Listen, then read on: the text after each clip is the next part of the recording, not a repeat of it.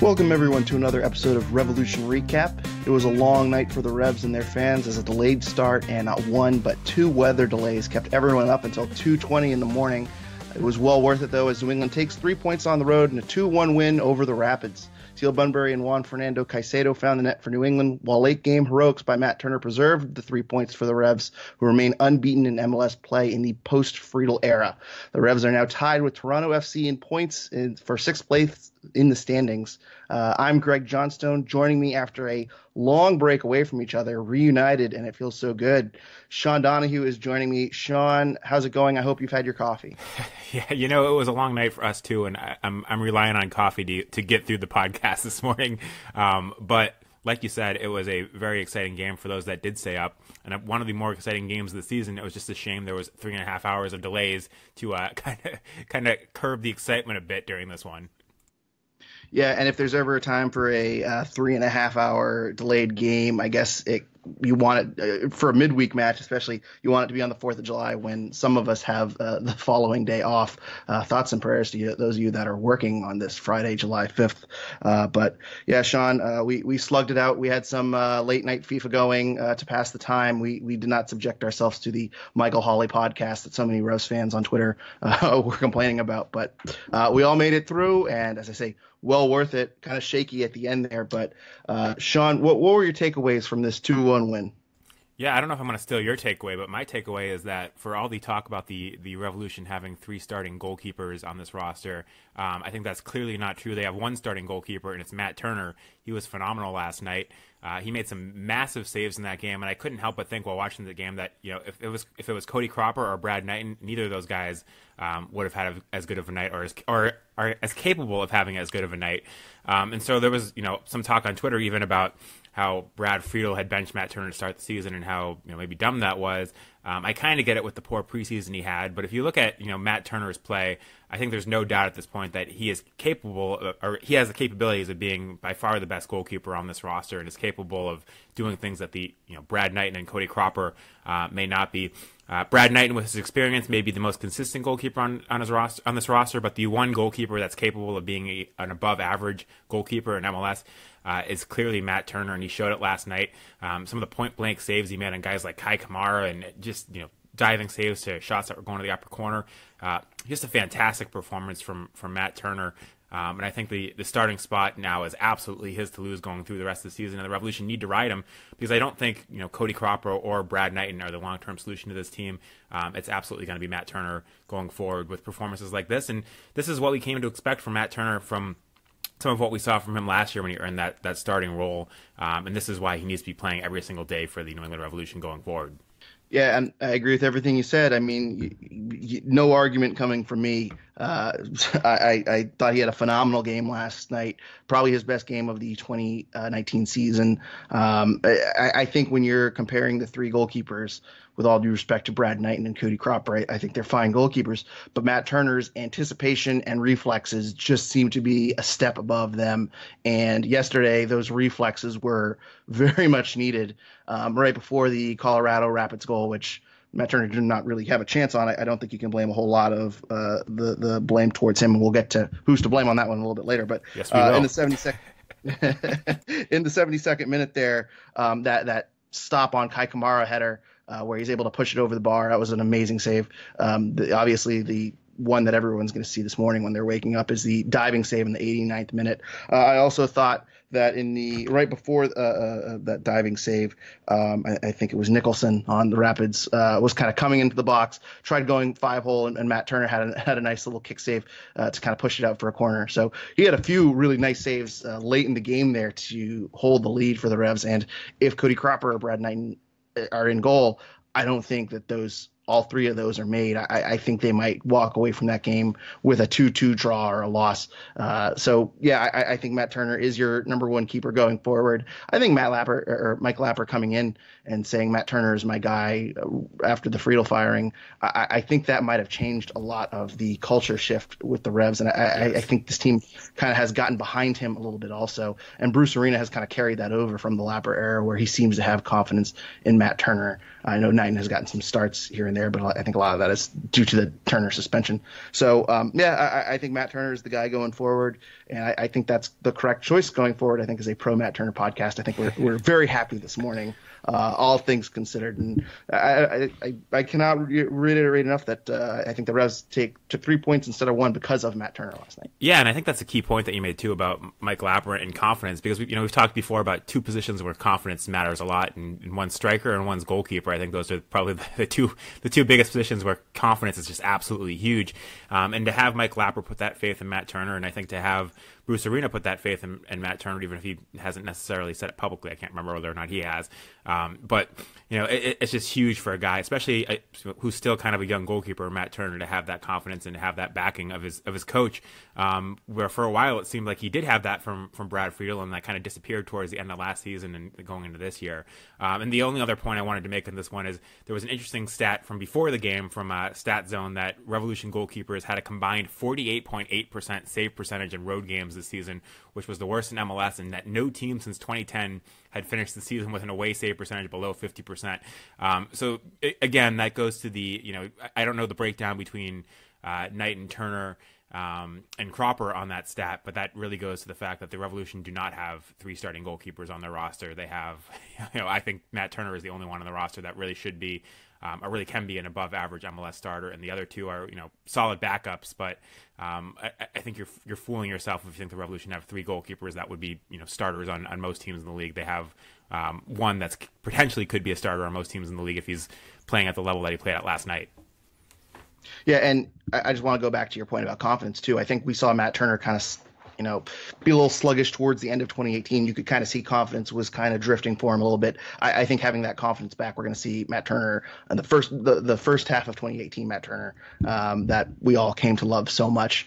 I think it's good signs going forward, and really there's confidence across the board with this team. But I think Matt Turner kind of being reinstalled as the guy is a really, really positive thing. Getting to your point about, Matt Turner being the only above average keeper on this team, I did pull up the expected goals stat.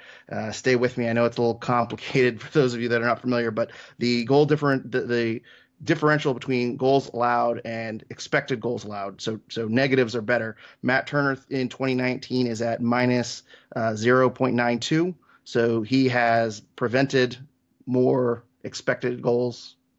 Yeah, I can't explain this, but you know what I mean. He has saved average. More. Yeah, exactly. He's stopped more goals than he was expected to let past him, essentially.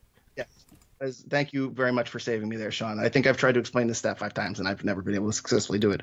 But when you compare it to the other goalkeepers on the team, Brad Knighton is at plus 1.38. Cody Cropper is at plus 1.95. And those are both kind of towards the bottom of the MLS table for guys that have played more than 500 minutes. And so I think for Cropper, you can certainly point to he was in goal for a lot of those final Brad Friedel games where goals were kind of pouring in against the Revolution, and there was kind of a bit of a tough stretch there. So maybe that 1.95 is a little high, but Cody Cropper also had the full season in 2017, and he ended with a plus number. So I think he was one of the worst in MLS that year too, and both in save percentage and in the expected goals versus goals allowed.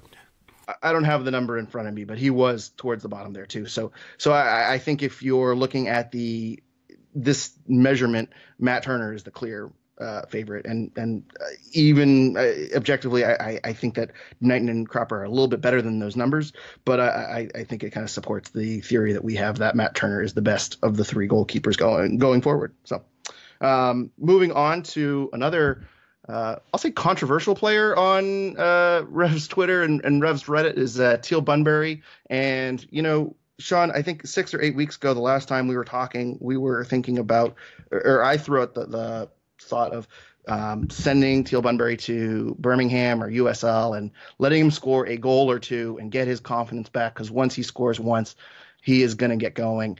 And we didn't need to send him to USL. He is on fire right now. Scored again last night in the 8th minute with a very, very nice he controlled a Edgar Castillo cross very nicely, had a nice touch in the box and a nice finish past Tim Howard. third MLS goal on the season for Teal Bunbury, his third in his last 4 games. It's also his 5th goal across all competitions, if you want to include the U.S. Open Cup. So he has 5 goals in his last 6 games. And if you're considering all competitions, Teal Bunbury leads the team in goals now. Carlos Gil and Juan Fernando Caicedo, who also scored, have 4 goals in all competitions last night. I guess in MLS competition, Teal Bunbury still one off the pace from those two. But I think this guy's on fire. I think you have to give him 90 minutes right now. He looks like the guy that we talk about, Matt Turner, from the start of 2018. Teal Bunbury also has a ton of confidence right now. Looks like the guy that you want Teal Bunbury to be. He looks like he's in form of his first half of 2018. I mean, I cannot say how happy personally I am that a guy that was struggling so hard and was taking a lot of flack from Revs fans, us included, has kind of turned a corner and is really hitting his stride right now. And I'm really happy for Teal Bunbury. And I think going forward, at least in the short term, you got to play him somewhere near the top and you got to feed him the ball. So what do you think on Teal Bunbury's performance last night? Yeah, I think we've always known he's a streaky player. And before June, he had gone 10 months without a goal. Which is not great for a guy that at times was playing as the Revolution's lone striker up top, and now is seeing more time on the wings and elsewhere. But Bunbury was great last night, and he's been great really since June. He's got 3 goals in 4 MLS games, and then he's got a couple Open Cup goals as well, some great goals. And these aren't easy goals either. These are great finishes. Where the chances he was missing earlier in the season, he had some sitters that he missed. So he's a very frustrating guy because when he's on, he looks fantastic, and when he's off, he looks absolutely terrible. The number of chances that he had early in the season that went out for throw-ins, the sitters that he had that he missed, were very frustrating. And I think he's a guy that, like you were saying, when he's hot, you have to ride him. You have to keep playing him. When his confidence is good, he's really good. But there's nothing to say he doesn't have another bad couple games and then goes on another 10 months without scoring. So yeah, I think the Revs have to keep playing him right now because he's hot. But again, you go back and look at his career. He's 29 years old. He came into the league in 2010.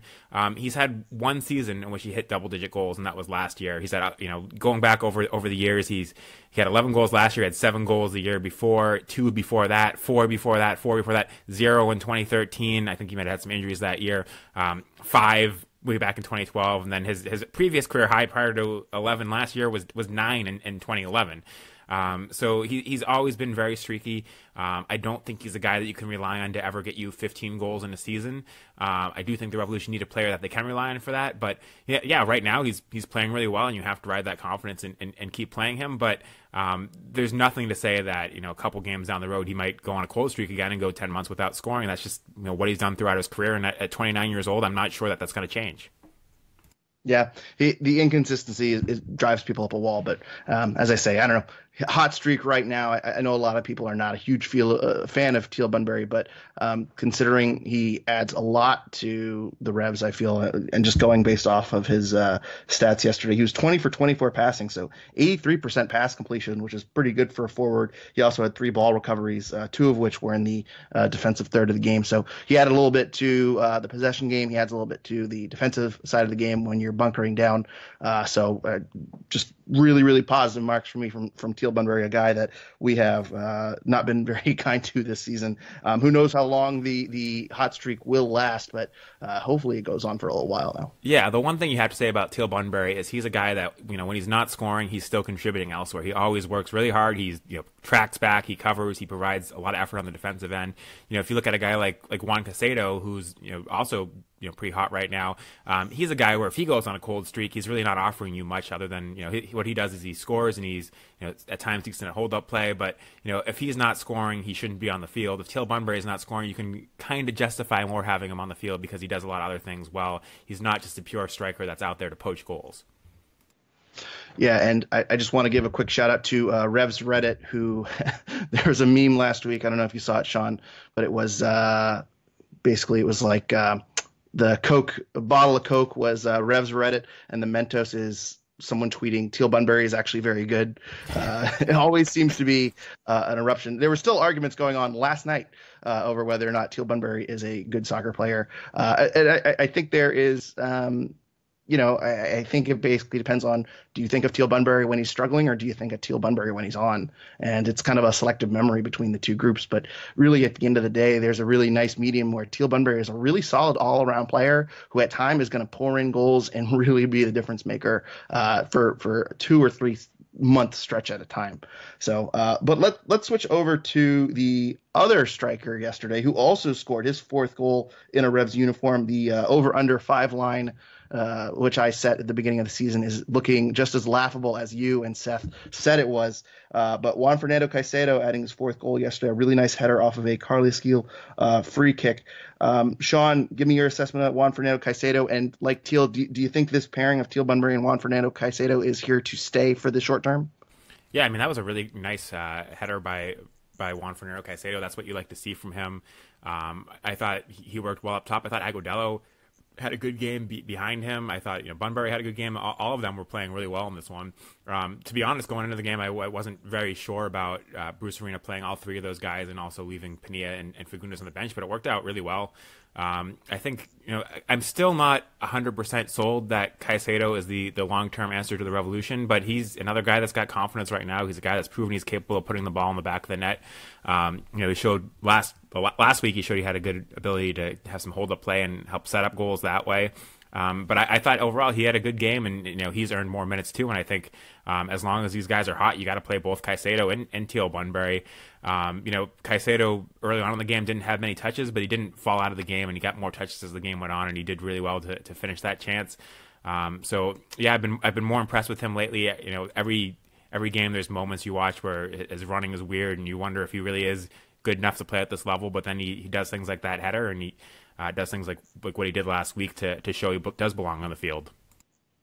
Yeah, and it's kind of interesting to think that Juan Fernando Caicedo, I'm convinced that he isn't a long-term fix here in New England, and we'll get into transfer rumors down the line, but he is on loan. He strikes me as a guy that's here 1 year that they're not going to exercise the transfer fee for, and I think because of that, he might be relegated to a super sub spot start type guy, which is kind of crazy to think, because if you look at the stats, he is tied for the team lead in goals in MLS with 4. He's tied with Carles Gil. He has 4 goals in 662 minutes.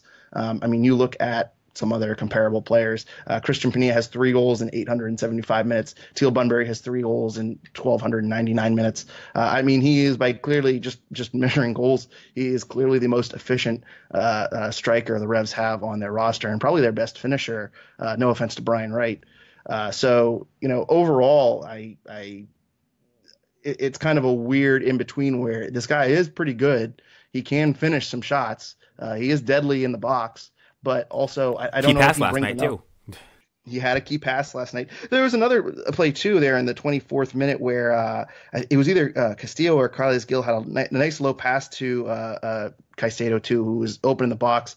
Caicedo, too, had a couple quick touches and had a nice shot on goal, and I think it was blocked by a defender. But I was watching the Colorado feed because I was watching on ESPN Plus. They were pretty impressed with how nice and concise the shot was, how quickly it turned into a rocket on goal. Caicedo too has some skill. I think it's just based on the situation. I'd like to see, Bunbury and Caicedo going forward. I think the pairing worked out pretty well yesterday, but there are some guys like Christian Pania and Diego Fagundes who I don't think are going to be held out long term, and I think he's going to be a guy that's going to be rotated in and out. And I think that's a bit of a shame, but I think the situation is that they're not going to invest long term into Caicedo too going forward. So. I'm curious to see how Bruce Arena manages it. I will say it's great to have more options and not less. And I do think that we're going to go way over that over under 5 goals that I predicted at the beginning of the season. It's possible that Caicedo ends up with 10 goals this season as a part-time player. I would not be shocked by that. Yeah, again, like we talked about with Bunbury, when the confidence is there, he seems to be a guy that is very capable of finishing. And, one of the knocks on him earlier in the season was that he was a little bit too hesitant to pull the trigger and take a shot. But certainly last night he wasn't. And he looked very good. So, again, he's a guy that when you have 2 strikers that are hot, you got to ride him until that cools off. But I think it is absolutely a good problem for the Revolution to have 2 strikers who are scoring regularly, because that was certainly not the case just a few weeks ago. And let's move on to another guy that I think gets a lot of flack from Revs Reddit and just Revs fans in general, Edgar Castillo, who has kind of been in and out of the lineup in recent months. DeJuan Jones has kind of been threatening his spot at left back. Edgar Castillo added a nice assist yesterday on the Teal Bunbury goal in the 8th minute. He's now second on the team in assists with 3 this year. Had a few decent moments too defensively, I thought, towards the end of the game. He's not a stellar defending player, but had some moments where the Rapids had someone playing one-on-one against him, and he made the tackle, or he forced the player outside, not where they wanted to go. So, Sean, what was your thoughts on Edgar Castillo, and do you think he's the left back going forward under Bruce Arena? I thought this might have been the best performance from Castillo this season. He was tied for the team lead in tackles with 4. He led the team and tied for the team lead in interceptions with 3. He had that really nice assist in the game. He almost scored a goal. The highlight of Brandon By's night was where he kind of broke down the right side on I forget if it was a quick free kick or what it was, but he broke down the right side and sent across through the goal that found Edgar Castillo, and Castillo had a shot that maybe he should have done better on, but was blocked. Almost scored there. Overall, I thought defensively he had a decent night. He had 77 touches, second on the team. Castillo has gotten a lot of crap from Revolution fans, and I think a lot of it's been deserved. Defensively, I think he's overall had kind of a nightmare of a season, but I don't think he gets enough credit for what he can provide in offense, and I think in this game you saw a lot of it. He was really heavily involved getting forward and was one of the most influential players on this match, and I do think he's probably earned more minutes going forward for that.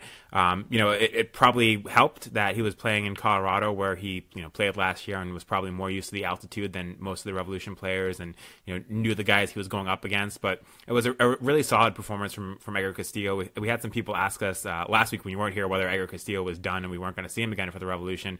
Obviously, he played and went 90 minutes in this game, so he's not done. And I think this game probably earned him more minutes going forward. And I think it does kind of tell me that everyone was jumping on the DeJuan Jones train at left back, but if Bruce Arena in back-to-back games is giving Edgar Castillo a chance at left back, and even though he pulled him early from the last game, I think this shows that Bruce Arena probably does have more confidence in Edgar Castillo still than he does in DeJuan Jones at left back.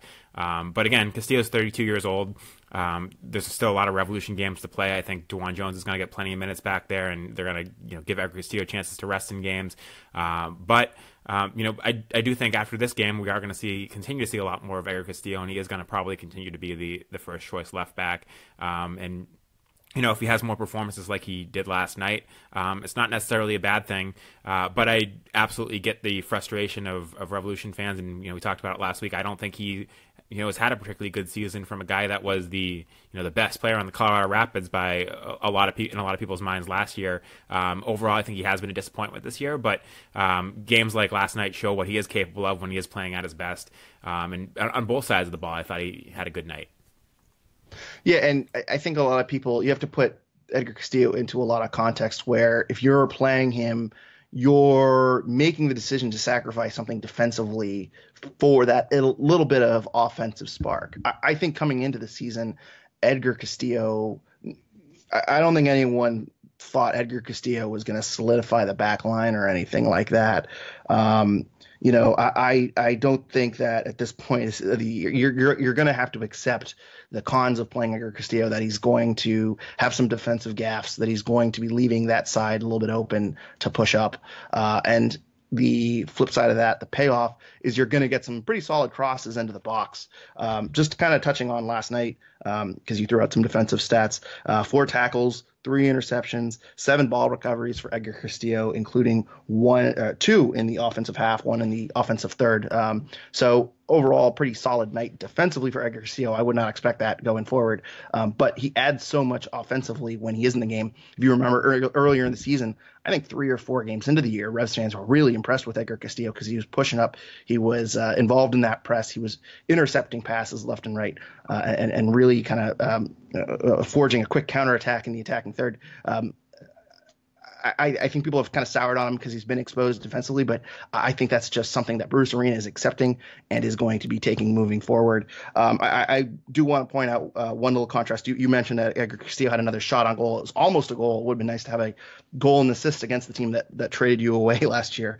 But I want to point out one more quick play, and it wasn't actually a Edgar Castillo play. It was a Brandon By play. Brandon By had a play where in the 27th minute, he had some space. He had a long cross, and it basically just went over the net. It was wildly way off. And I think there's a stark contrast between Brandon By's crossing ability and Edgar Castillo's crossing ability, where Brandon By might get a nice low cross in that's really dangerous, but in the air, his crossing still needs a lot of work. Edgar Castillo can go over the top and create something with a long ball, as we saw in the Teal Bunbury goal. There was another goal, another play in the 18th minute. He had a nice long ball over the top to Juan Agudelo. Juan Agudelo was offsides, but he was leading Juan Agudelo down the field. It was a really nice play, and it was a really nice connection. So that's something that I think the Revs wanted out of Gabriel Somi, and they certainly did not get it that much. Edgar Castillo adds that little extra element to the passing game and crossing that I think has been lacking for so long. And really, guys like Teal Bunbury and Juan Fernando Caicedo benefit when you have a left back that can cross. I don't know if DeJuan Jones can do that just yet. And considering DeJuan Jones is a rookie, he was a forward last year. I'm not surprised that Bruce Arena, who seemingly is going for the playoffs this year, is starting the veteran, is starting the guy that can add that crossing ability to the Revs offense, and is just accepting that there's going to be some games where he's a defensive liability. And I wasn't on last week, but we saw in the Philadelphia game, they did not trust Edgar Castillo one-on-one there. They had a second guy coming down to help him every time he had an attacker facing him one-on-one. So I think this is who Edgar Castillo is, and I think he's going to be starting going forward. I don't even think it's going to be a rotation with DeJuan Jones. Yeah, look, and I agree with your statement earlier that I don't think people should have expected him to lock down defensively the left back spot, but I do think that some of his performances under Brad Friedel, left a lot to be desired, even for a guy that's known more for his offense than defense. But with that said, I think Brad Friedel's system made a lot of people look bad. Edgar Castillo was one of those people. A lot of the guys in this Revolution roster fit into that category that just didn't look good under Brad Friedel's system because Brad Friedel's system was terrible. Again, he didn't get that much better under some of the Mike Lapper or Bruce Arena games early on, but he's still a very high quality player. He had a lot of appearances for the U.S. national team for a reason. He was Colorado's best player last year for a reason, and at 32 years old, I don't think he's done yet. Maybe he's not the answer for the Revolution next season, but if the Revolution are pushing towards the playoffs, as it looks like Bruce Arena is trying to do, and as it looks like he should be doing, because right now they're tied with Toronto for seventh place, and only their terrible goal differential is keeping them below the red line right now. So they should be pushing for a playoff spot. I think it does probably make more sense to give Edgar Castillo more chances going forward than DeJuan Jones, even though DeJuan Jones, I think, does have a bright future at this club and, could even offer, something off the bench as a pacey winger late in games or as a substitute for Edgar Castillo late in games if he gets gassed. But yeah, I think it is Edgar Castillo's position to lose going forward still, which, even a week ago, maybe didn't seem like it was going to be the case. Yep, and let's switch over to the right back spot because we have some talking points we want to get in about Brandon By. Actually, a really statistically a quiet night for Brandon By yesterday. No ball recoveries at all for Brandon By. 3 tackles, 2 interceptions, 3 clearances. He actually had, if you look at his passing stats, which do not include crosses, he was 14 for 15. But when you consider all of those were short passes, and he was 10 for 10 on backwards passes, those stats are not nearly as impressive. Your right back had 15 passes and your left back had 48 passes. Yeah, that's a pretty big distinction there. And I don't know if it was a matchup or if they just trust Edgar Castillo to get involved in the offense more, like we've been talking about. Pretty unusual, too, because usually both outside backs are very involved in the game. But regardless, I digress. Obviously, the highlight of that Brandon By was that play that you mentioned. He had a very, very nice run down the right side, a low cross, seemingly kind of went through Caicedo and Juan Agudelo, and Edgar Castillo had a nice shot on target that was blocked. But I think the big gaffe of the night was Brandon By, the Rapids corner. Brandon By's marker seemingly unchallenged on a header in the box. Sean, does Brandon By deserve blame for that goal? Yeah, I mean, 100%. It was kind of bizarre because he seemed to be in a decent position. He checked over, saw the ball coming, and then he stopped ever paying attention to the ball. He didn't, Diego Rubio was his guy. He didn't make any effort to challenge for it. He tried to kind of shove Rubio. I think the best case scenario there was Rubio goes down and the Rapids get a penalty kick. So I'm not really sure what he was thinking there. He didn't jump. And when you're a defensive player and when you're marking a guy like Rubio on a set piece, you got to challenge for the ball. So that was kind of shocking to me, and I don't really understand what he was thinking there. But that goal to me is 100% on him. That was his mark, and he did a really poor job of trying to make any effort there. And it's just weird if you watch that play, he's just staring at Rubio. And he checked over for the ball early, and then I think he saw it coming and just didn't pay any attention to the ball as it came into Rubio. And for a guy that had a really quiet night, as you said, you got to be turned on in a play like that and make your mark. And, I talked a lot about Brandon Bye last week and wasn't too positive on him and kind of trashed him for his passing accuracy. You mentioned it was 93.3%, but it was, 15 passes, and a lot of them were short passes. So, that's great that he wasn't really turning the ball over as much with his passes. But you need a guy to be turned on in a play like that. And that, could have changed the game. The Rapids had a lot of chances after that, and that really gave them a lot of momentum. But that was disappointing from Brandon Bye. And I think if you're looking at the roster right now and looking at the weaknesses that are actually playing out in the field, right back might be the number one weakness on this team since Bruce Arena's taken over. Yeah, and you have to wonder, too, if Michael Mancien, I don't know where he is right now. Apparently he's with the Revolutions rehabbing, but we have not seen him since, I believe, the Philly game, that 5-1 Philly game ages ago, it seems like, when he went out there on painkillers. My assumption is that he's just rehabbing. They're not rushing him back, which is the correct move to do. But I would, if Mancien comes back, Farrell moves back to right back. Am I wrong with this? I mean, that's a no-brainer, correct? I think so. Yeah, I think he has to. And the other thing I wanted to mention here on that note too is early on in this game, especially, I was watching and Andrew Farrell kept pushing up and kind of getting involved in the attack and kind of doing what you'd want a right back to be doing in this game. And I kind of found that weird. There was a lot of times where I was wondering where Brandon Bye was, and part of that was the camera angle. But part of that was Andrew Farrell was kind of pushing up to start the attack and kind of bypassed Brandon Bye on a lot of plays. I don't know if you noticed that too, but that was something that, particularly in the first half, I kept noticing. Like Andrew Farrell is up here kind of on the right flank almost, and setting a play forward and just bypassing Brandon Bye. And you almost wondered if Brandon Bye was on the field. I don't know if that was just me that saw it or the camera angle, but it seemed like early Andrew Farrell was doing what you'd want Brandon Bye to do and just kind of ignoring him. And I don't know if that's because some of his teammates have lost a little bit of confidence in him, but that was just an observation that I had. Well, and it's interesting you mentioned that because, I mean, by comparison, Andrew Farrell, 39 for 46 on passing. If you look at his passing chart, which I'm pulling up, I didn't notice that off the bat, but just looking at his passing chart, he is kind of pushed down into that kind of zone where you'd expect a right back to kind of play. So, yeah, I mean, maybe he was kind of going in and out of those two areas, kind of playing a little bit fluid. As I say, it's not something I noticed, but certainly he seemed to be a little bit more involved in the attack.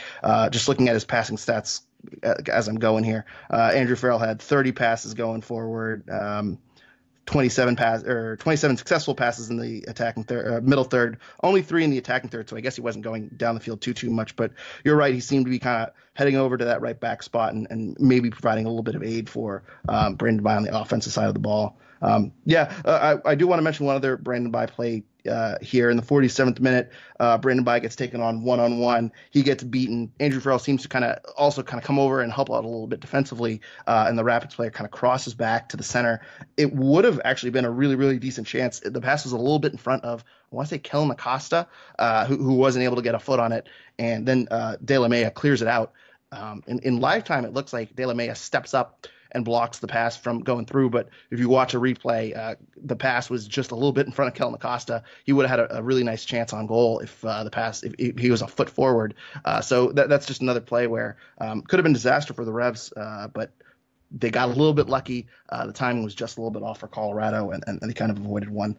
So in conclusion, I think Brandon Bye is potentially playing his way out of a spot here. I think once Mancien comes back, even if he's on the bench, I think De La Mea and Anibaba are your center backs maybe there's some sort of rotation. I think the reason they're holding Farrell at center back is they just don't have any cover in case of an injury or in case of suspension or something like that. So yeah, I'm not sure if Brandon By long term is a right back. I wonder if they're going to convert him to be kind of a midfielder or attacker going forward. Yeah, and just adding to that, look at the passing combinations.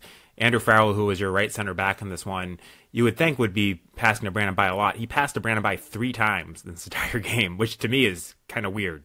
De La May on the flip side passed to Castillo 10 times, which actually still seems a little bit low to me. But to have your right center back pass to your right back 3 times over an entire game, that strikes me as kind of bizarre. Yeah, I'm looking here to see. That's interesting. I obviously did not do any research into this beforehand, and I'm kind of curious to see who Brandon By was passing to. Yeah, he just wasn't very involved. It doesn't. Yeah, very strange. Yeah, I don't have any more to add. You're bringing up good points I didn't think about. I'm very. I'm. You, I'm. You're making an observation that I didn't make last night, and it's kind of throwing me off here, Sean. I don't appreciate it. I made that observation, and I didn't look up the stats to back it up until just now. But it's always fun when the observation you make with your eyes is matched by the stats to back it up, because it's not always the case. I also want to remind our listeners that this is roughly 9 or 10 hours after the game ended, and we slept for most of them. So we're not as prepared for this episode as we are for most. But let's switch over. One more thing, too, while we're talking about stats and leaderboards. I want to just mention, because we've kind of gone quiet the last few months, really. But Carlos Gil added his 5th assist on the year. I don't really need to go into it because I think everyone knows Carlos Gil is a great player who is by far the best player on the Revolution team, I feel. Should be an all-star. But nets his 5th assist on the season. He now has 4 goals, 5 assists in about 1,700 minutes. He has a pass success rate of 83%. We just don't talk about him enough. I don't think we talk about him enough. He adds so much more, and I think under Bruce Arena, he's really, really going to thrive in this system. And yeah, I just want to. You don't have to add anything to that, Sean, but Carrasquil's really good. And I think that's why we don't talk about him a lot. Is he's been consistently really good all season long. So we've just come to accept it and come to expect it. Where everyone else in this roster has had at least some moments where they've been really bad this year. I don't think Carles Gil has ever really had a bad game. He's had some games where maybe he hasn't done as much as others, but right now he's 6th in MLS in key passes per game. And I brought that up early on in the season and said that was something that you wanted to see Carles Gil high up on the key passes per game, because that shows he's creating chances. Early on in the season, he wasn't high up on that list, even though he was still playing well. He was scoring his own goals. But now he's been really creating chances for others, and to see him up to 6th on that list when he, I don't think he was in the top 20 after the first few weeks, is a really positive thing. And that's what you want out of Carles Gil. You want him to, not only take his own shots when he can, but to be creating chances for others. And certainly he's been doing that really all season long at this point. Yeah, I mean, I just don't think we say it enough. We really take for granted Carles Gil and the consistency he has and how great he is. And that's a reason we don't bring him up enough. If you want to go off of who score rating, ever since the Philadelphia 6-1 game, he is at a who score rating of 6.7 or above. His last 4 games have been 7.38 or above. He has 4 assists in his last 4 MLS games. He hasn't scored since the San Jose game, but I think since Juan Agudelo has been moved to the center of the field, he's kind of played more of a passer creator role than a goal scorer role, and he's thriving at it. So just wanted to give a little love to Carles Gil. We don't do it enough. Another person we don't give a lot of love to, really though it's a little justified, is Wilfred Zahibo. And Sean, since Bruce Arena has kind of come in to take over the reins, Wilfred Zahibo has been seeing more and more of playing time in the starting lineup. And correct me if I'm wrong, is Wilfred Zahibo good now? He looks a lot better. I'm not ready to call him good yet. Even going into this game, I was a little bit wondering, what Bruce Arena had been seeing in him. But I thought last night was perhaps, or at least, this season was perhaps his best performance of the year.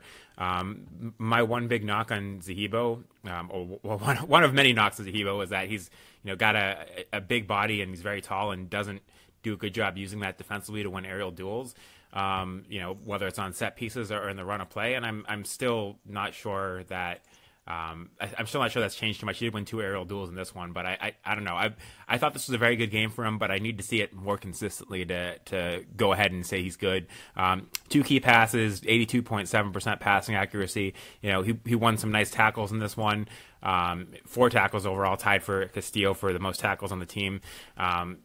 So this was a good game for him, but I guess I need to see with how many bad performances he's had for the Revolution. I guess I need to see more than a couple decent games from Zahibo to change my mind on him overall. And I still have trouble seeing him coming back next season unless we see a run of a lot of games where he looks like he did last night.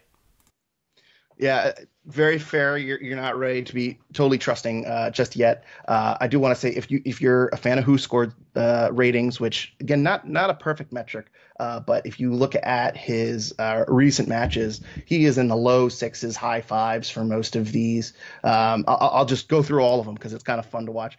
6.49, 6.43, 5.92, 5.97, 6.05, 6.01, although that was a substitution. 6.1. 6.27. Again, that was a late substitution.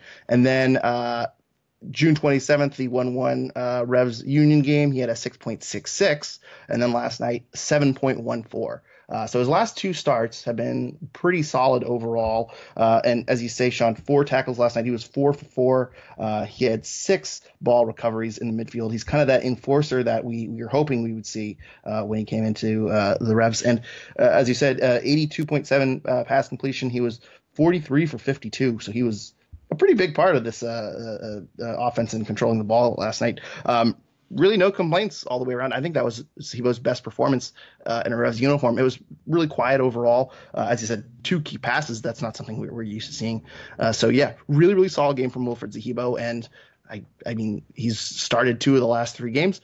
We might see him a little bit going forward. I'm not sure, but a really positive turnaround for Wilfried Zahibo. Wilfried Zahibo and Edgar Castillo, arguably their best games of the season last night. Really positive things going forward for him. Another guy that we're actually seeing less of over time, and Julian Cardillo tweeted out a stat that Scott Caldwell had only seen 1 minute of MLS playing time since Bruce Arena came into play. Last night, he greatly huge boost by about 300% with 3 minutes of playing time for Scott Caldwell last night. Sean, what are your thoughts on Scott Caldwell, and do you think he's been relegated to bench duties for the foreseeable future?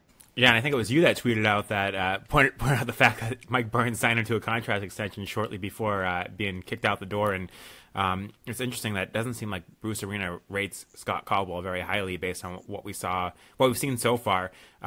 You've had a few games here where the Revolution have been hanging on late, and to me, Scott Caldwell is a kind of a calming presence on the field. He's a guy that, a lot of people don't rate too highly in Rev's Twitter fandom. It seems like we've seen a lot of negative posts about him, but he's always been a guy that you can trust for the most part to keep possession, to keep the ball moving, to not commit silly turnovers. I know, a year or 2 ago there were a couple of notable turnovers he committed, but overall I think he's one of the safest guys in the field as far as keeping possession and calming down a game.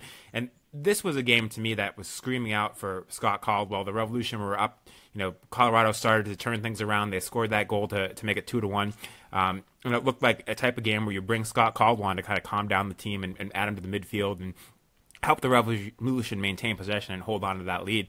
And, we didn't see him until 3 minutes into stoppage time. So that tells me that Bruce Arena doesn't really rate him highly, because there's been a few games now where there's been situations under Bruce Arena where to me, it seems like Scott Caldwell's the type of guy you want to kind of bring on. And I know a few years ago when there was Kobayashi on this team, I kind of referred to him as kind of the Revolution's closer. He'd come in late in the game when the Revolution were up and kind of calm things down and help the Revolution maintain possession, and did a good job of that. I think Scott Caldwell can be that guy.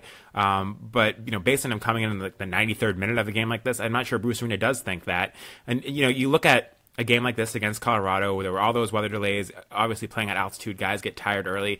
And I do think it's fair to say that the Revolution, when all that pressure was happening from Colorado, were getting tired in this game, and there were guys out there that could have used a sub. So to wait to use your last sub to the 93rd minute, it's kind of surprising to me, and to me tells me that Bruce Arena does not think particularly highly of what Scott Caldwell brings to the field. Because there's been a few games now where it just would make sense to me to bring him on as a substitute, maybe in like the 75th, 80th minute, to try to help the Revolution close out of the game, and they just haven't done it. Yeah, well said. I'm not going to add too much to it. Like, I totally agree, and yeah, I think it's telling who he's playing and who he's not, which is kind of tipping the hand of who has impressed Bruce Arena in training. And I think you said earlier too that Brad Friedel's system kind of made everyone look bad. I think Bruce Arena is going into this with an open mind. He's got a fresh perspective, and I think maybe someone like Wilfred Zahibo taking minutes away in the midfield that doesn't benefit someone like Scott Caldwell. Juan Agudelo moving to the center of the field. That's one more spot in the center of the field that has another person in competition for a spot in the middle of the field there. So that also does not benefit Scott Caldwell. So Scott Caldwell is consistently on the bench. That's a positive, and he is coming off in late minutes to kind of see out some wins. But you're right. I don't know if Scott Caldwell has a huge role under Bruce Arena.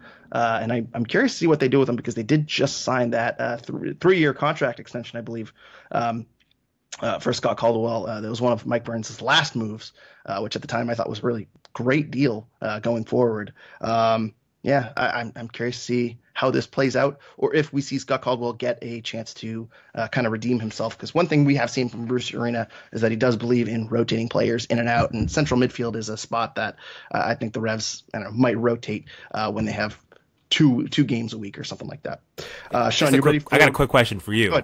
Based on what we saw for a year and a half a year and a quarter or whatever it was from Brad Friedel, did you ever think you could see a Revolution team go into a road game like this and for 70 minutes not just be the better team, but really dominate the game? Because it, both in possession and passing and everything.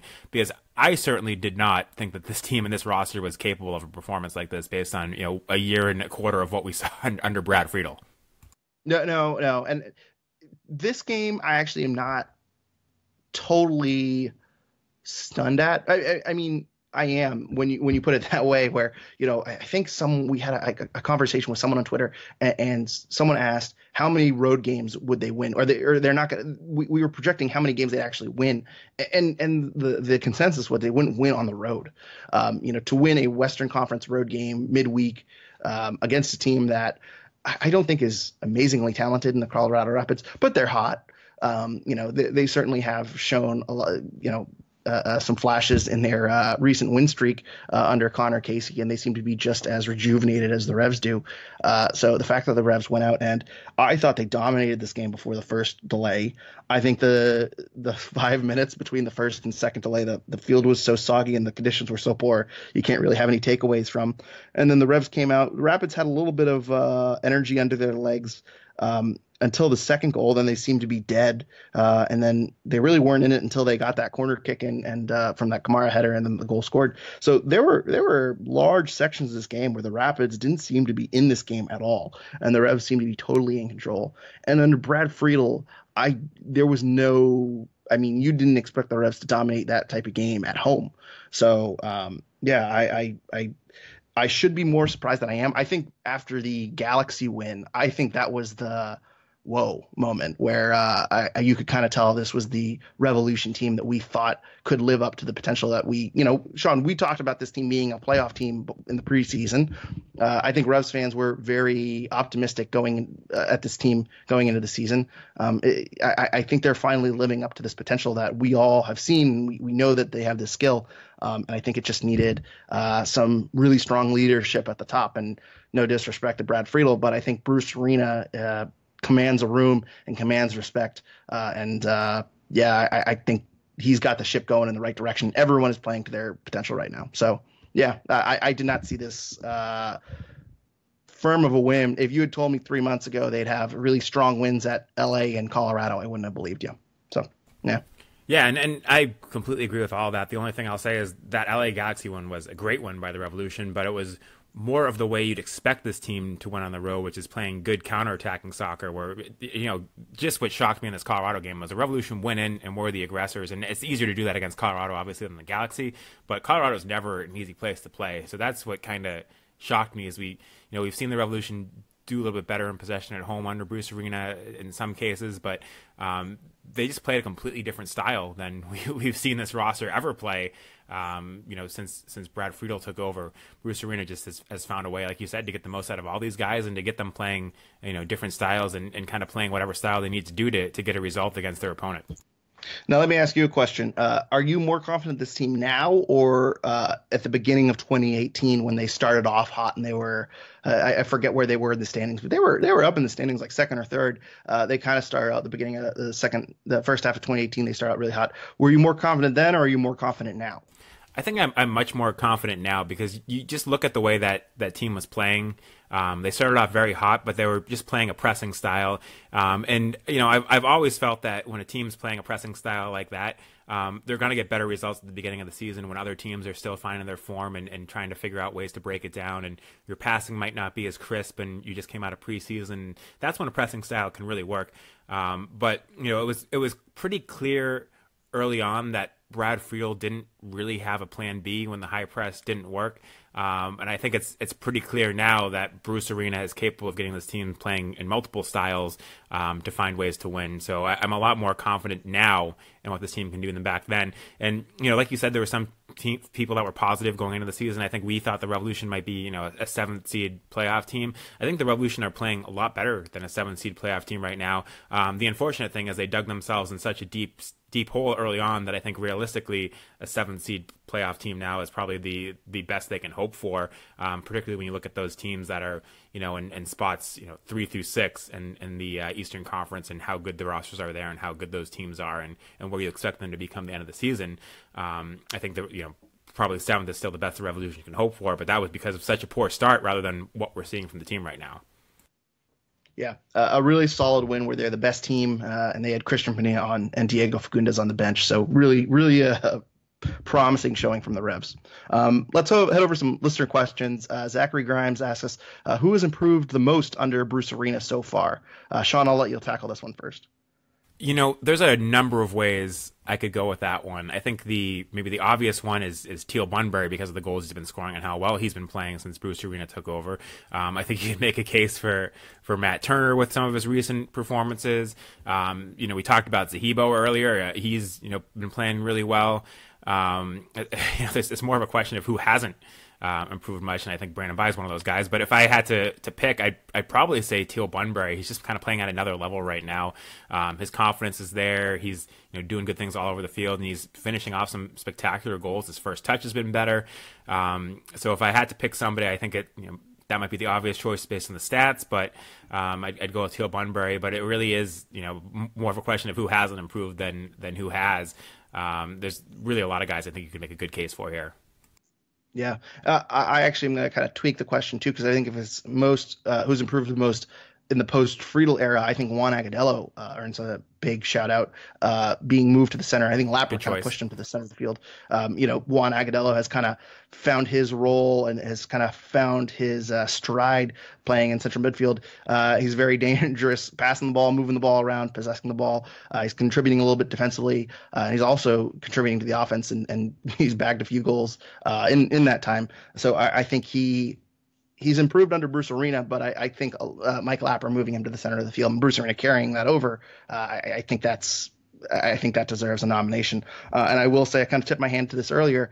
I think if he performs like he did last night, I think the question to this a month from now, if he's a regular starter and he plays the way he did last night, I think Wilfried Zahibo is the answer to this question. Again, you're right, Sean. It's been 1 or 2 games. He's had 2 starts. So I don't want to, pull out the jump to conclusions, Matt, right now. But Wilfried Zahibo, really solid 2 games under Bruce Arena so far. That is something, if we're talking about most improved, someone who has gone from not that great to a solid contributor, that's Wilfried Zahibo. So I think those are my 2 answers to that question. Cameron Young asks us, after both scoring tonight, who would be benched between JFC and Teal if/when the Revolution get Gustavo Bo? And we'll talk about Bo in a moment. But Sean, let's kind of reword the question. If the Revolution bring in a striker, or a forward, which it looks like they will, between JFC and Teal, who's going to see less playing time?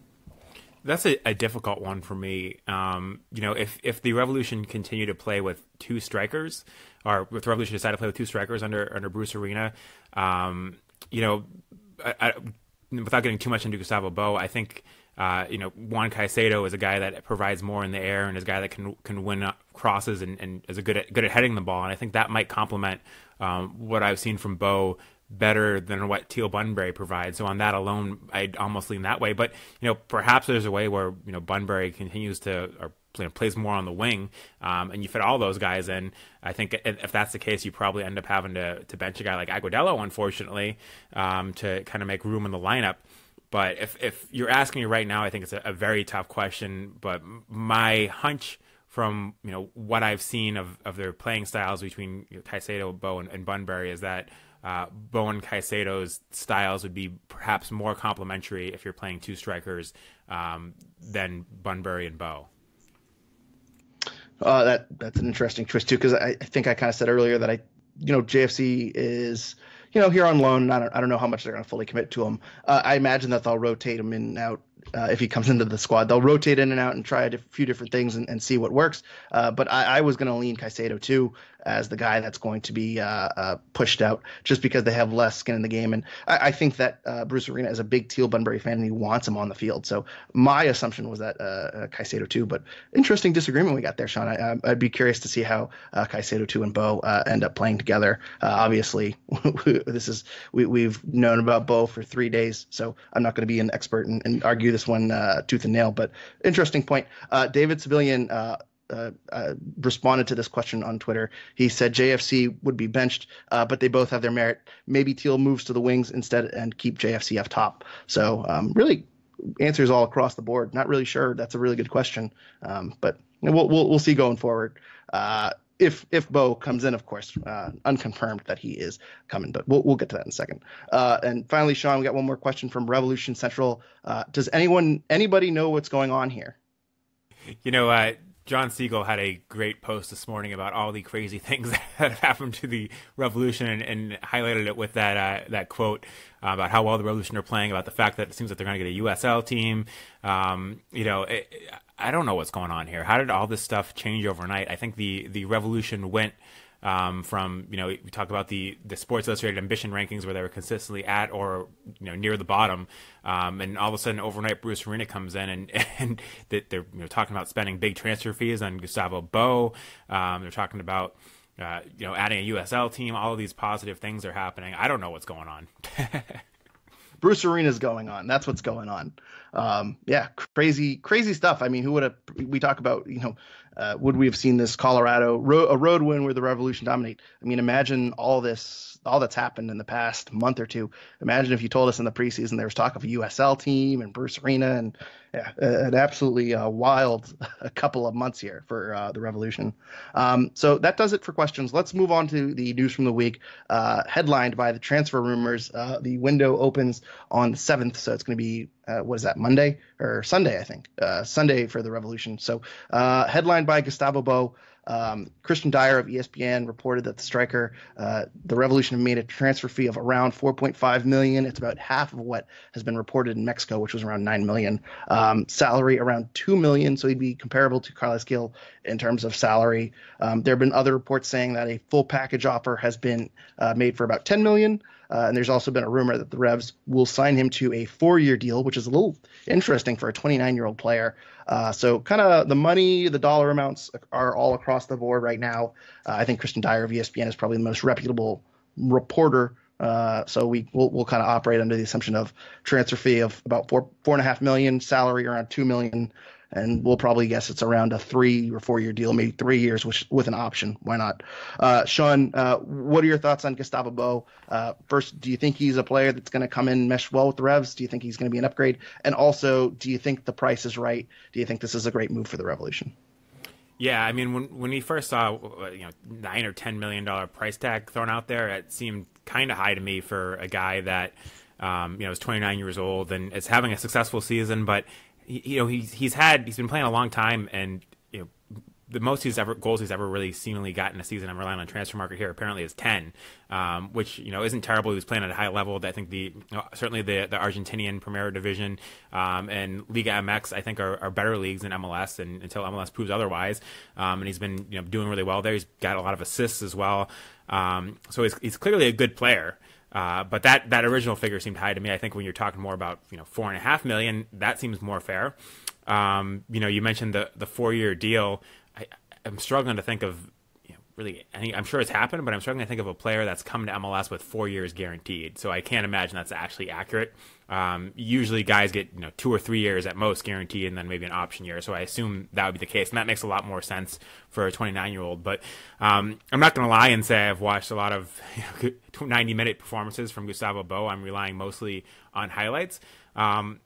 But even just watching like one season worth of highlights from Gustavo Bo, this guy's got a fantastic first touch. He's really good at tight spaces, at turning quickly and getting quick strikes off. I think he'd be a fantastic fit for the Revolution. His ability to hold up the ball and turn really quickly, get really good strikes, have fantastic shots in the upper 90, one-on-one with the goalkeeper. This guy you can just seem to rely on to finish chances when he gets them, and seems to be, perhaps, we're watching these highlights, we're not seeing his misses, but it seems like a guy that the Revolution can rely on to finish off chances that they create, and that's something that up until recently they were struggling with from guys like Teal Bunbury and Juan Caicedo. So I think he could be a really good addition to this team. He seems to be pacey. He seems to kind of have some of the best qualities of both Caicedo and Bunbury when they're playing well. The one thing that I did notice is, and pretty much none of these highlight reels do we ever see him scoring on a header. I don't know if that's because of the team style that he's playing on, whether there just aren't a lot of crosses in the air. But that is the one thing I noticed from him is you don't see a lot of headed goals, and you don't see him getting on the end of a lot of high crosses in the air.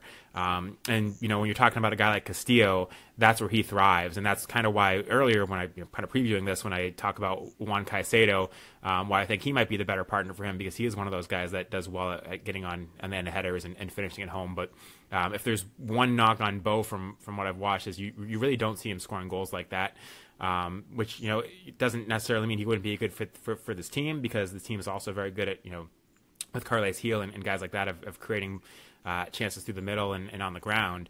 But that is the one observation I've made that I found kind of interesting, is just as far as his headers go, you don't see a lot of goals that he's scored that way. Yeah, and I agree with kind of your assessment so far. We probably watched the exact same highlight reels of Gustavo Bo. We've known about this potential transfer for 3 or 4 days. This is kind of moving fast. So I'm not going to sit here and claim I have this amazing, I've scouted Gustavo Bo as this amazing, but I will say from what I've seen, I agree with your assessment there. What I was impressed with was his speed. There are a lot of plays where, there's a long ball over the top, and Bo seemingly in stride is able to get to a long pass, latch down, control it, and fire on net. I've really been impressed with that kind of speed component. But he is also seemingly as good of a finisher as Juan Fernando Caicedo. So he's really an all-around forward that I think the Revolution lack. I think you get the finishing ability of Juan Fernando Caicedo, and then you get the kind of all-around kind of speed, vision component of Teal Bunbury, whereas Bo kind of seems to be a little bit of a combination of both. So if the Revolution go to a one-striker system, I think Bo would fit in very well with that. I'm not sure what they are planning on doing with Gustavo Bo. But switching over to our advanced scouting system, aka FIFA ratings, I just want to point out that his pace is 78, so he's much faster than Scott Caldwell. And by comparison, I think Gabriel Somi, who was the fastest player on the team, was an 86. So he's pretty quick. He's a pretty fast guy according to this. And if you just look at across the board, pace 78, shooting 76, dribbling 77. His overall passing is 69. So he's a nice passer. And then overall rating, he's got a 77 rating. So he'd be one of the best players on the team if FIFA ratings mean anything to you.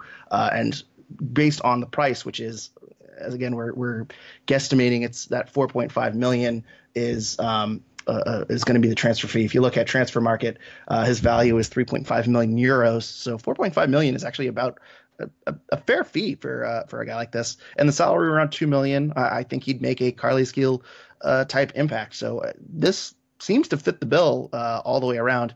The 4 years, as you said, Sean, I'm not so sure if it's a 4-year guaranteed contract, especially for a DP. That's a big commitment to a designated player who's 29.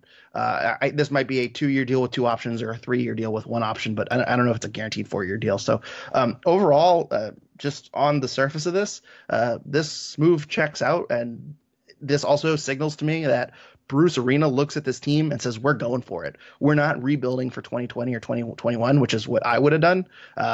He's not building off of the youth. We've seen Tayon Buchanan drop out of the 18. He looks at this team and says, this is a playoff team and we're going for it. And I think Gustavo Bo is going to be he's going to move this team into the playoffs if he comes in.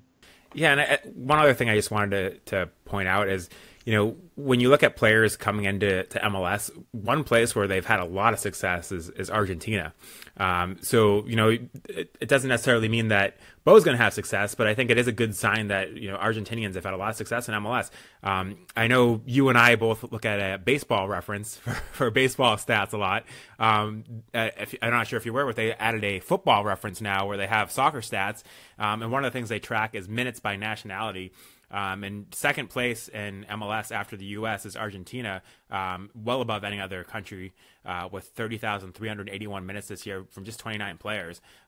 Guys like Maximilio Morales, Luciano Casto, Diego Valeri, Maximilio Urruti, Nicolas Gaitan, Sebastian Blanco. There's been a lot of successful players that have been some of the better players on their team from Argentina. So clearly guys haven't had, and a lot of those guys came from the Argentinian league, so clearly those guys haven't had too much difficulty transitioning from that league to MLS. And that doesn't mean Bo will, but I think that is a better sign than some of the other nationalities and leagues that players have come from where they haven't had as much success. So just thought that was worth throwing out there, that Argentina has been a great proving ground for MLS players over the years.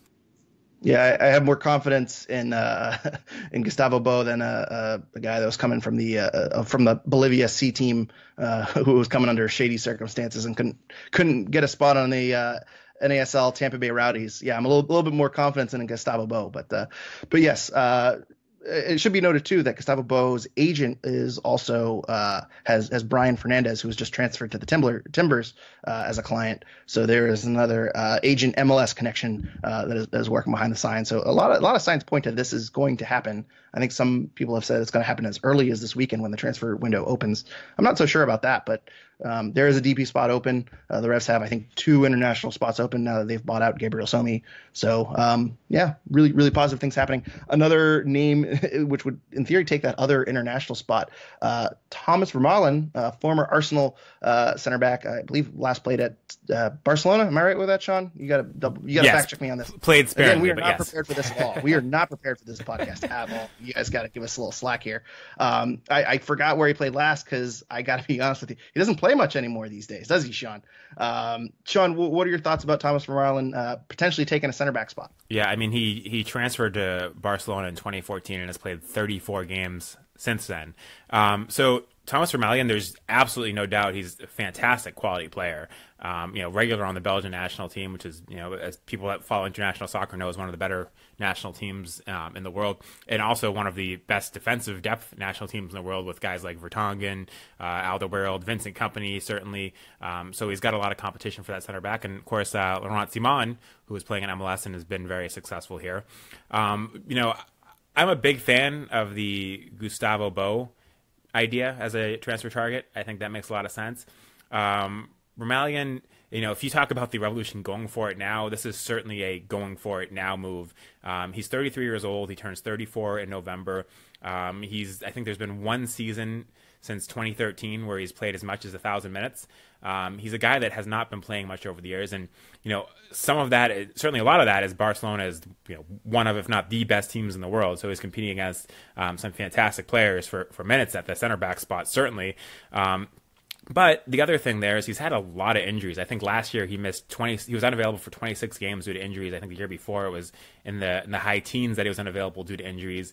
When you're trading for a guy at that age, you want to know he's durable. You want to know he's still capable of playing a lot of minutes. I think if the Revolution sign a guy like Vermaelen, they're going to expect close to 3,000 minutes from him. He hasn't done anything like that since he's left Arsenal. So that to me is troubling. His injury history, talk about La Liga. It's a fantastic league where he's playing against some of the best strikers in the world. But I would say it's a less physical league than MLS. So, again, that goes to his durability when he comes here and, has been playing very sparingly at Barcelona. Did have a brief loan stint at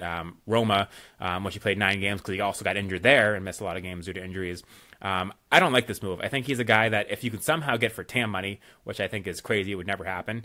I could get on board. But if you're, spending a DP spot and you're committing to him next year as well, I really don't like the move. I don't think there's any guarantee that this guy can stay healthy and be an everyday starter.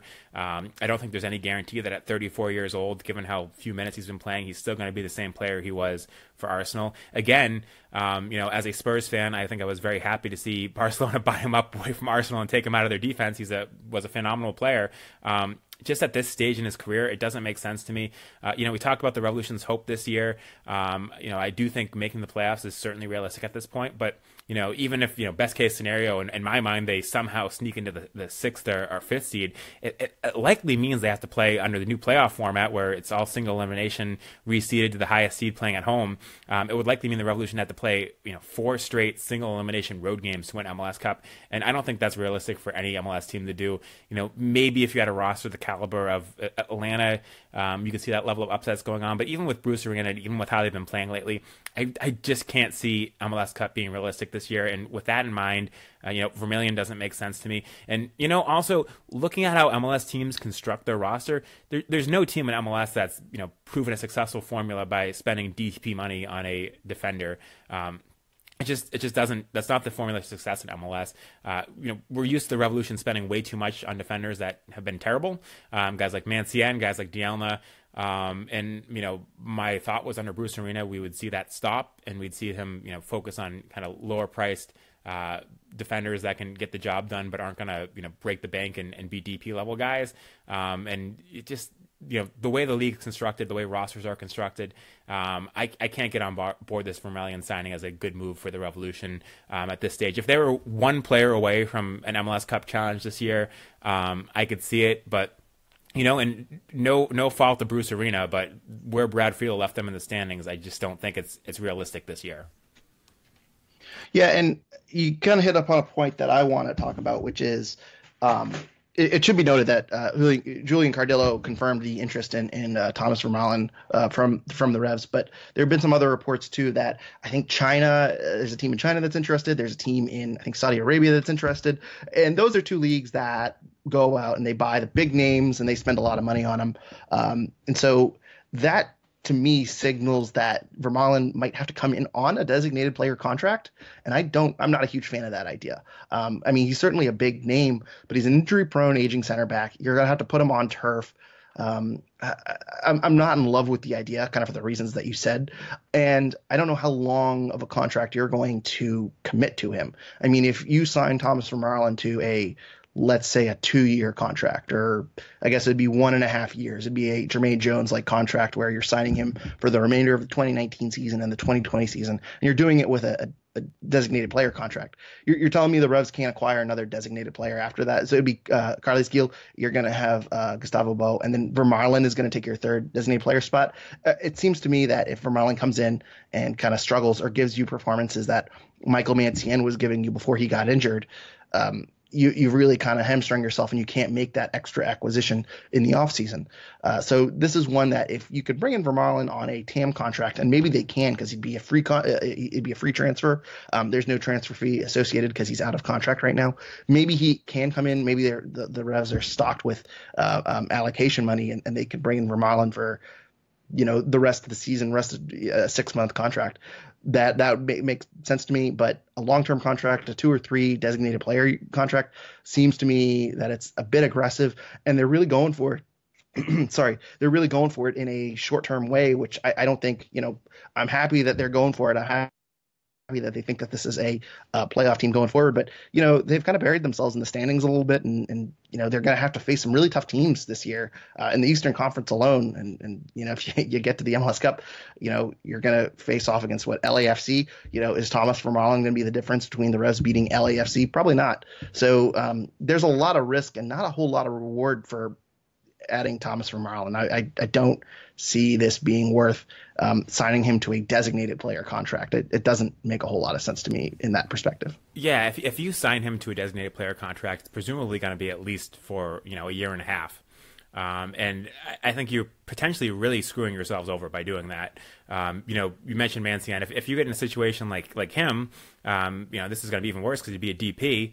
And potentially he could miss a significant chunk of next season due to injuries because of his, injury proneness, his history there, his age.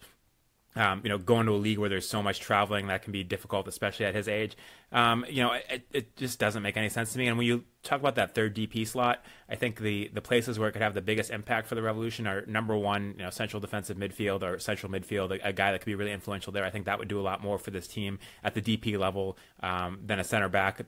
Than a center back that you could get Tam. I think the difference there is much bigger in midfield, or even if failing that, a DP level winger, I think could have a huge impact on this team. It just doesn't make sense to me, and I feel like Bruce Arena is smarter than that to go out there and spend that kind of money on a center back and to lock up that DP spot.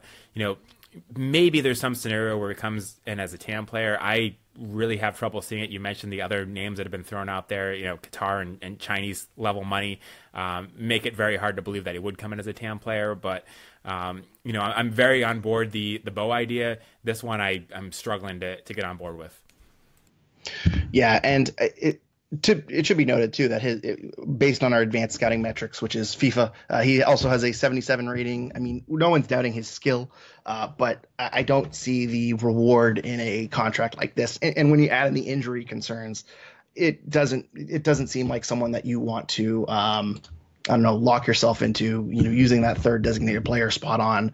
And I feel like too, as you said, no one really spends DP money on center backs. I feel like Bruce Arena would be more open to trading for a center back or finding other ways to solidify that back line. I would be surprised if Vermaelen comes in on a designated player contract. Tam might be a little bit, maybe Vermaelen takes a 6-month contract or something like that, as I say, but I don't know. I'd be shocked about that. One other name too that came up on Revs Twitter, Matt from Boston Sports Extra tweeted out that he's hearing rumors that the Revs are interested in Fabian Johnson, the former United States men's national team left back. Not a whole lot has come of this rumor. No one else has really confirmed this rumor to my knowledge. So we're going to kind of tread lightly on this one, but I think it's worth noting that Fabian Johnson and Bruce Arena have a little bit of a history where in the final days of the Bruce Arena United States tenure, him and Fabian Johnson seem to be a little bit at odds with one another. And Fabian Johnson, I think he announced his plans to retire after the 2018 World Cup, and Bruce Arena, I guess, didn't take too kindly to that. And I'm trying to remember the story off the top of my head. Again, no research, no planning done for this podcast here. But Fabian Johnson was essentially left off of the United States roster for some key games heading down the stretch in late 2017. And Bruce Arena and him clearly didn't seem to like each other. So interesting that his name has come up a few years after all of that kind of went down. I'm curious to hear your thoughts on Fabian Johnson if he's a fit with the Revolution, Sean. It certainly would be a big name and a big acquisition, and wouldn't take an international roster spot. To my understanding, he's out of contract, so it'd be another free transfer, maybe another TAM signing, like we're saying. Do you think Fabian Johnson would fit into this Revs roster? Yeah, I mean, I think as far as the controversy with Bruce Arena, that's one thing to consider, but at the same time, I don't think it's, we're talking about Bruce Arena controversies. There's Jeff Cameron level controversy where Jeff Cameron came out and basically crapped on Bruce Arena, and that's a guy that would, I think, never come to the Revolution at this point.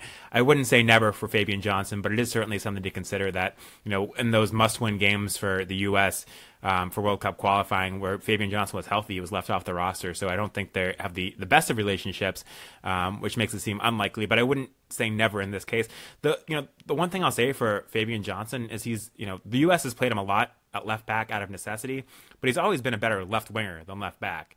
I don't think if you go out and sign Fabian Johnson, he's going to replace Edgar Castillo, and he's also only a year younger than Edgar Castillo at left back, and be that great defensive guy.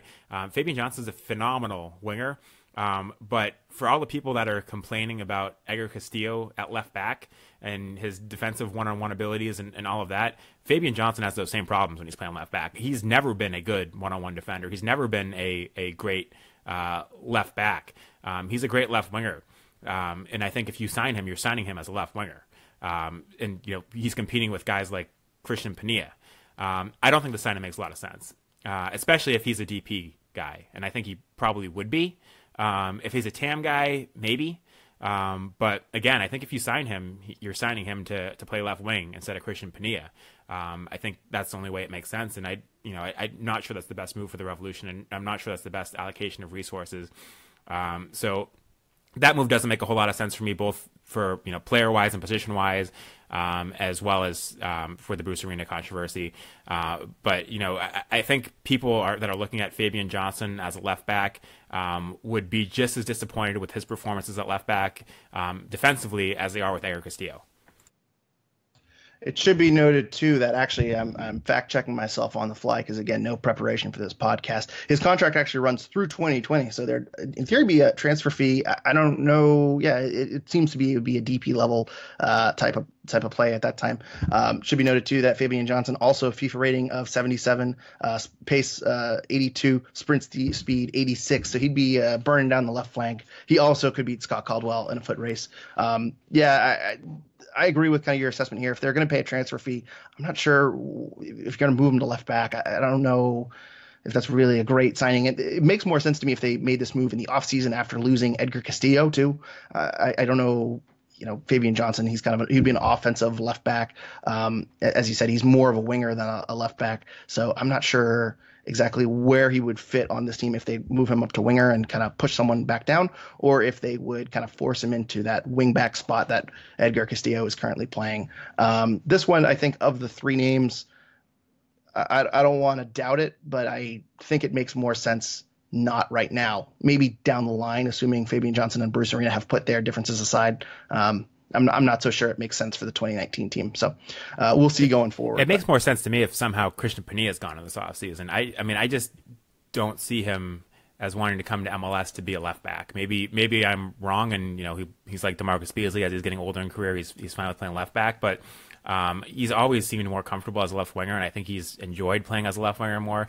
So it would be surprising to me to see him come to MLS and then want to play left back. And unlike Gustavo Bo, who I admittedly haven't seen a lot of, I've seen a lot of Fabian Johnson play, and he's not that good of a defender. He's just not. The U.S. plays him at left back again out of necessity, and that's what they've done with him. But he's a much better left winger than a left back. So if you're going to go out and sign him as a DP to left back, that makes no sense to me. He's also 31 years old too, so this would be another win now move. And it should also be noted that FC Cincinnati had interest in Fabian Johnson last offseason. So there have been some ties to Fabian Johnson to MLS. So this might be a thing where Fabian Johnson is looking at signing with an MLS team and the Revolution are kicking tires. We'll see how this one develops. As I say, not much has spurred since the initial report. So maybe this is something the Revs kick tires on and really aren't too invested in, but we'll see. Let's move on to our final thoughts. Sean, you have any final thoughts going into the weekend? I'm just extremely excited for a Sunday that features 3 cup finals: a Women's World Cup final with the U.S., Copa America final with upstart Peru against Brazil, and then the Gold Cup final with U.S. Mexico, which is always exciting. I'm glad we got this podcast out of the way now, so we can fully enjoy Sunday night. But a couple of quick shout outs. Zach Herv, who we mentioned last week, a fantastic performance for Haiti. He kind of dropped to the bench the last 2 games. But it was fantastic to see Haiti do that. And I did not realize that their starting striker was also a Massachusetts guy who grew up in Melrose, went to Melrose High School, played for Northeastern. I'm going to botch this name, but Francie Perot, the Haitian striker who scored 2 goals against Bermuda. So that was just an exciting story that I think went unheralded and dual national. I believe it's kind of a shame the U.S. couldn't have gotten him based on their current striker pool. And I would like to see him play over Gyasi Zardes in the U.S. But congrats to him, and exciting to see 2 Massachusetts guys starring for Haiti in their cup run to the semifinal, even though they were robbed a bit by Mexico in that controversial penalty kick in overtime. But so much exciting soccer going on this month. Yeah, I just wanted to say good luck to the Women's World Cup team, the USA team, and the Gold Cup team. We are not Grant Wall, so we'll be watching soccer all day. And I also want to say good luck to Peru. Sean, as you know, a former roommate of mine and a good friend of mine still to this day is from Peru. He went to the World Cup last year. 10 years ago when we were in college together, he would complain to me all the time about how the Football Federation in Peru was in shambles and they were terrible. And Peru's kind of done a complete 180 under their new coach. Went to the World Cup last year for the first time in decades. I know it was the first time he had ever seen Peru in the World Cup. Unfortunately, knocked out in the group stages, but they still got a win, if I remember correctly. Now they are going up against Brazil in the Copa America finals, trying to win their first Copa America since, I believe, 1975. It's been a long, long time for Peru. They did lose to Brazil 5-0 in the group stage. They looked really, really bad in the group stage. They've kind of come around. They've advanced to the finals. They handedly beat Chile, who has won the last 2 Copa Americas. They beat them 3-0. Really, really solid performance from Peru. Just want to go USA and go Peru. Hopefully we get a full sweep on Sunday across the board. It'll be a great day of soccer for anyone watching, as long as, again, you're not Grant Wall or you're someone who hates on the Gold Cup, which I don't understand. I don't understand how you can watch Haiti go toe-to-toe with Mexico and think the Gold Cup is a useless competition. I don't know. Yeah, very frustrating to see people trash the Gold Cup. Yeah, and speaking of Peru, remember when there was a time when they were looking at Andrew Farrell as one of the solutions to their back line? How far they've come. That was the new coach I don't know his name. The new coach that came in was looking at any and all options, and that was how Andrew Farrell got on that radar. So Andrew Farrell missing out on the Peru train, going straight to the top apparently. So I'm sure he's probably rooting from them from home with having spent 10 years of his life in Peru. I'm sure he's rooting for them from afar. Yeah, me and Andrew Farrell are going to be rooting for USA/Peru big time on Sunday. Anyway, well, let's wrap it up. We're going way too long today. You can follow us on Twitter at Revolution Recap, and also like our Revolution Recap Facebook page that we often ignore and don't ask for questions, even though we always say we do. We will someday, guys. Don't worry. Also, Sean, you notice we're getting a lot of likes on that Revolution Recap Facebook page. Just saying, it's blowing up right now. It's a lot of single women who have 4 to 6 friends and aren't located in New England. But boy, we are really popular. The Russian bots love us.